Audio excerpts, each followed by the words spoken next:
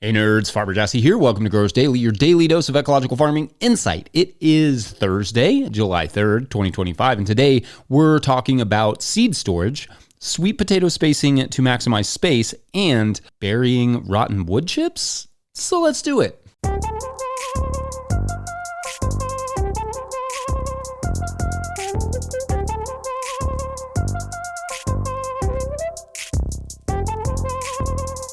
All right, happy Thursday and happy July 3rd, everyone. I hope everyone is doing well. Things are good here. It's going to be wildly warm this weekend, again, here in Kentucky. So lots of misting the lettuce in the field and misting the farmer all the time. And the farmer's kids as well, probably. They enjoy that. I see that our friends over in Europe are working their way through a heat wave themselves. So hope you all are faring well over there.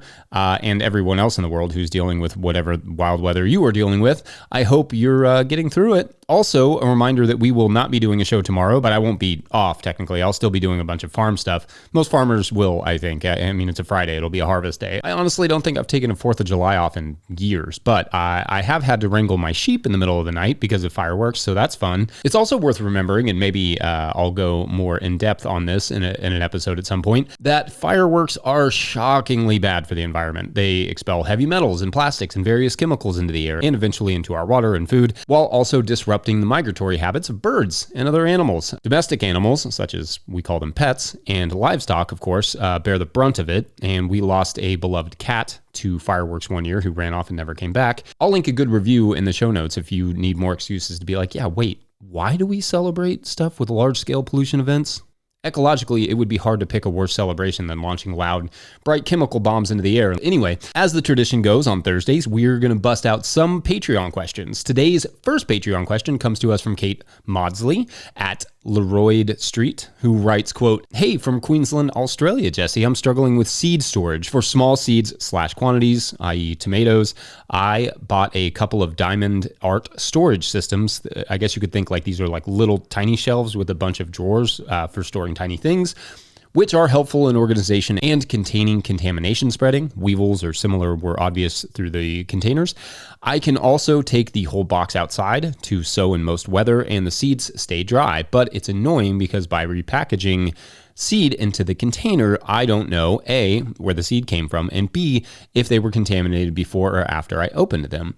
When not strewn all over my dining room table, my larger seeds/quantities are dumped in a big plastic storage box. I organize them vaguely into season and types, etc., which works okay until I'm looking for something, and then it's a mess again. I have my pea seeds in old glass coffee bottles. That's great to keep the mice away, and I can see the seeds, but have noticed condensation in the bottle when they've been outside in the sun for a while, and I will break the bottle at some stage for sure. I'm hoping you and others could share photos of your storage systems that keep your seeds organized while being safe from weather/pests. Thanks for your time and information, Kate." End quote. All right. Thanks, Kate. Love it. And you all are probably deep in your winter down there in Australia, gearing up for your springs. So seeds and storage are heavy on your minds. So by the sounds of it, you're kind of taking your seeds out of your containers and then out of their like seed packages and then sorting them in drawers. Honestly, as annoying and cumbersome as seed packets kind of are, like you talked about with having them all in a big plastic box or whatever, especially when you consider the size of their contents, I would probably not recommend taking them out of their packages for a number of reasons. First is the organizational element you mentioned. If you drop the seed container or a label disappears or any number of accidents occur, poof, there it all goes.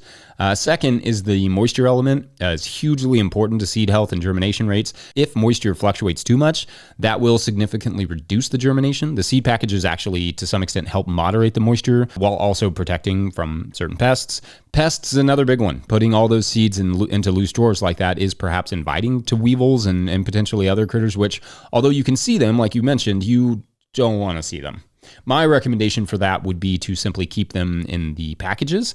Now, what we have found works best for us is to simply keep the seeds in small Tupperware containers with lids. I have them divided, well, honestly, I can't really remember why I I chose the division system that I did, but you can divide them however you want. For instance, I have a lettuce, beans, corn, and squash container because that makes sense.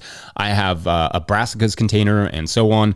All of these containers live in our cooler. I take the packets just out as I need them, put them into a cloth tote that I keep in the cooler, and then that is how I transport them back and forth outside to inside. So I will take that whole tote outside, I will seed the trays I need to seed, and then I will bring them all back and put them back into their respective containers. Oh, kitty cat. You want to say hi? What do you have to say for yourself? She's still around. This is just kind of how she rolls. You look super happy. Let's see if I can figure out where I was. So all the empty seed packets go into a separate bag for like organic certification, or they did when we were certified at least. You have to keep those packages so that the organic certifier can double check that you actually had the number of seeds that you said you did or whatever. And that's basically it. The boxes protect from moisture, rodents, etc. Also keeping them in the cooler will help with the weevils, because they don't move as fast in cold temperatures. Taking that diamond box that you mentioned outside probably does build up a lot of humidity and heat. And although heat fluctuations are not as hard on seed as moisture, the two together is definitely not ideal. Now, I will say the one seed I do take out and mix up intentionally is my Salanova seed that I do also put into glass jars like you mentioned. However, anytime I take those outside, I make sure to make the lids like nice and loose so that they can breathe, but not so loose that they can spill. And I keep the jars out of the sun. It's not my favorite system because it's like a tiny greenhouse, but because I mix the Salanova varieties together along with some Muir, then I have to have some sort of makeshift container for them. There are innumerable ways to do all this. Just keep the basics in mind. Keep it cool, keep it dry, keep it dark and protected. Those are the things that seeds need, and your seeds should be good to go and have, reasonable longevity. All right, I hope that was helpful. Up next, we will hear from some of you all about how your seasons are going, and then talk bush sweet potatoes as an interplant of sorts. BRB.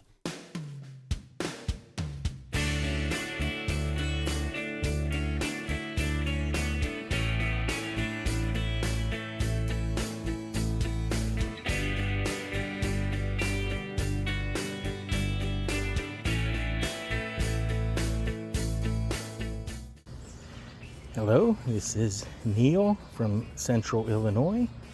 So far, growing has been outstanding this year. I have a lot of cauliflower and cabbage and corn in the mix. Today's episode is brought to you by Farmhand.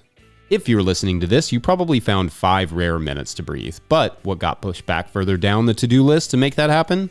If it's your CSA newsletter, you're not alone. Farmhand's new newsletter builder was made for busy farmers. It automates weekly emails, drives add-on sales, and makes it easy to keep your customers in the loop without spending hours behind a screen. It launches this summer, but our listeners can request early access now. Visit farmhand.partners/no-till. That's farmhand.partners/no-till. All right, back to the show. If you, the listener, are enjoying this podcast, getting even a small amount of value from it, consider supporting our work over at patreon.com/no-till-growers. I will try to get to questions from everywhere that questions come in, but I will always get to your Patreon questions. Now, today's Patreon question comes to us from Patreon member Madeline Messick, who writes, quote, "Hi, Jesse. First of all, I am so excited to be an official Patreon after watching your channel for several months now. I should have done it sooner. And I am so thankful for all the knowledge and research it has helped me to start my newest garden at my new home." Thanks. That's very cool to hear. My question for you is, how would you recommend spacing bush sweet potatoes in a 3-foot wide by 20-foot long growing space? My beds are all 4 feet wide. However, I have one bed I have planted some Roma tomatoes, not the beans, on the edge with the support of a 16-foot long cattle panel. As the tomatoes grow, I will continue weaving them through the panel as support so they stay mostly contained to just have that side of the bed. So with that said, I have about 3 other feet width of the bed to plant my sweet potatoes in, and I'm not sure how many I can/should fit. They are a bush variety, Vardaman, but I have never grown sweet potatoes before, so I have no previous knowledge to experiment with. Thanks for your help, end quote. All right. Now, I did respond to this a while back when it came up to make sure Madeline was advised in a timely manner, as I do try to do on the Patreon page where I can. And Patreon members, make sure to add the alarm bells to your posts, to your questions, so I know that you need that question answered ASAP. The July thread is up also, so go ahead, ask away. Anyway, thank you for this, Madeline, and for the support. You rock. Okay, so bush varieties of sweet potatoes do not vine quite as much as the vining varieties. That's why they call them bushes, but they do spread quite a bit still. So similarly to bush varieties of winter squash, the bush varieties of sweet potatoes vine out like 4 feet instead of, say, 8 feet. Generally, bush varieties of things are better on a small sort of intensive scale, though I should say I've never actually grown any bush varieties of sweet potatoes, so I can't tell you how they taste or perform or any of those good things. We grow one called the Golden Nugget sweet potato. It's an heirloom sweet potato we've been growing for 16 years now, and is really well adapted to our area. It's very sweet and delicious. But in terms of saving space, bush varieties of sweet potatoes and winter squash, etc., are the way to go because you don't want to be stepping on the vines of either of those crops in general if you can help it, because it will reduce yields. Now, my recommendation for this would be to plant the sweet potatoes about 8 inches from the bed edge at 8 to 12 inches apart in the row. So come off a little bit from the edge of the bed and plant them about a foot apart or a little less. My only concern would be that the leaves of the sweet potatoes would trap a little bit too much moisture at the base of the tomatoes, but it's not a huge concern because by the time they reach way over there, my guess is that the tomatoes will have grown quite tall and maybe even set the majority of the fruit. They plan to set at that point in the season, depending on your climate and sunlight and varieties, etc. If, however, you start to see any mold/fungi forming around the base of the tomato plants and they are still very much producing, you could at very least cut the sweet potato leaves out around the plants just to keep the airflow going there. The sweet potatoes will rebound quickly, but it would be a good idea to just try and keep that ventilation as high as possible around the base of the tomato plants to prevent fungal diseases. That may also mean pruning those lower leaves of the tomatoes, removing them to ensure good airflow. Anyway, I do kind of love sweet potatoes around other crops. For instance, this year I have a bed of broomcorn down the middle of a sweet potato bed. I'm not 100% sure that one's going to work out because that's a lot of nutrient need, but I do have 2 other beds without broomcorn to compare them to. Why broomcorn? Because who doesn't need like 75 brooms? I don't even know why I have to answer that question. Also, I've never grown broomcorn. It's kind of exciting. But I've also used sweet potatoes under popcorn beds. So basically a bed of sweet potatoes, bed of popcorn, bed of sweet potatoes, bed of popcorn. And the sweet potatoes kind of sprawl out and shade a little bit. So they kind of retain some of that moisture for the popcorn. That works out pretty well. I've always thought it would be fun to use sweet potatoes as a ground cover for crops like tomatoes, which is sort of what you will be doing here, as the leaves will help to some extent with the moisture retention in the soil. My one unknown in your example is the competition for nutrients, as these 2 crops do tend to share relatively similar levels of the soil, but they should be far enough away from one another to not compete too heavily. Please do let us know how it goes. Otherwise, let's take a quick break to hear from some of you all, and when we return, we will take on a question about buried wood chips. Be right back. My name is Colleen. I do Colleen's Greens in Michigan. We are a Zone 5B area. This is my main garden. We also have a lettuce garden over there in the mulch bed and a winter squash garden over here behind me. My name is Bill Price. I live in north central Idaho in the northwest U.S. My garden has 10 raised beds, 3 by 14 feet. Everything seems to be growing pretty normal. A few things may be a bit slow. Hey, Farmer Jesse. I'm in Omaha, Nebraska. After a long, extended, dank, cold spring, everything is starting to come together. I have 3 tiny little plots, and everything's growing like a weed right now in Omaha, Nebraska. All right, our final Patreon question of this Thursday comes to us from Sydney, who writes, "Hi, Farmer Jesse. I've been following your channel for a couple years now and just realized you had a daily podcast." Yes, we do.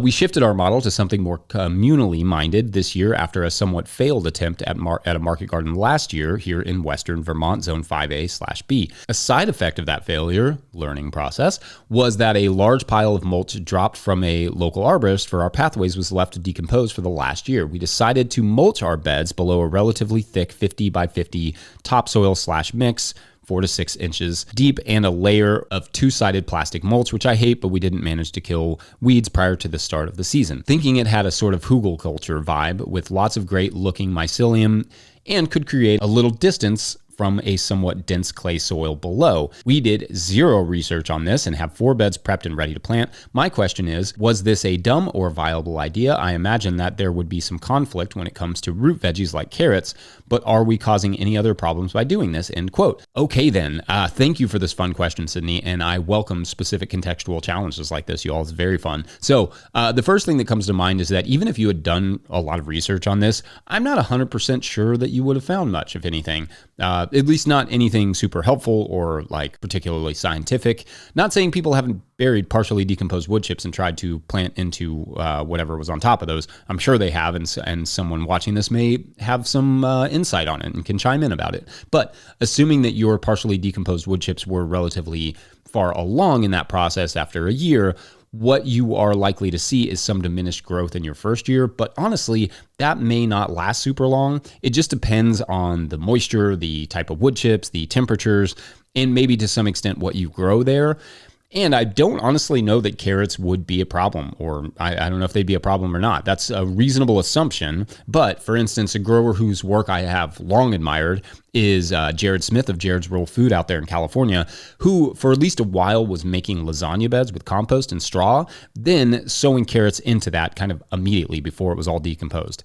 While we were there, we saw him pull big, beautiful carrots out of those beds with no issues. Now, would it be the same with wood chips? Maybe not. And perhaps my biggest concern would be, arthropods or rodent damage over maybe any sort of nutrient thing. Though, of course, who knows? It could be, fungal issues. Of course, there's not a ton you can or necessarily should do to, quote unquote, fix that. You could potentially add some extra compost to those beds to mitigate any nitrogen tie-up from the maybe perhaps not very decomposed wood chips that may have snuck their way in there. You could also sow a cover crop to see how it performs. Its growth might also aid in the decomposition of those wood chips a little bit. In the past, I have done a few trials with lasagna layers in terms of hay, cardboard, and straw, and those mostly turn out fine. Honestly, I've always wanted to do more long-term experiments like what you're talking about, building new beds over carbonaceous materials such as rotten wood chips, and allowing them to decompose for a year, probably under cover crop before planting, sort of like you mentioned, like a lazy hugelkultur like that. But also, it's a lot of work. So anyway, keep us updated on how it all goes. Maybe you will learn something from a crop or two that could be helpful or insightful. Thanks also for signing up, you all. We really appreciate the support. It really is what makes this keep going and growing, of which it is doing both. Anyway, that's it for this Thursday and this week. No show tomorrow. Don't forget that No Till Growers is now officially a 501c3 nonprofit, so donations are tax deductible and greatly appreciated. Please make sure to like and subscribe and or follow wherever you're getting this podcast. That's an easy way to help us out. Enormous thank you to all of our show sponsors. And if you'd ever like to sponsor this show, you can reach out to Farmer Michelle at notillgrowers.com. Tell her Jesse sent you. I mean, I don't know where, she probably assumes that, but you can tell her that too. Huge shouts to Willie Breeding for the theme music, Mike Hilbert for the production help and editing, and the team at No Till Growers. Also shouts to Epidemic Sound for the background music that you can hear. You can hear it. I can't hear it. Pick up a copy of my book, The Living Soil Handbook, at notillgrowers.com to support our work.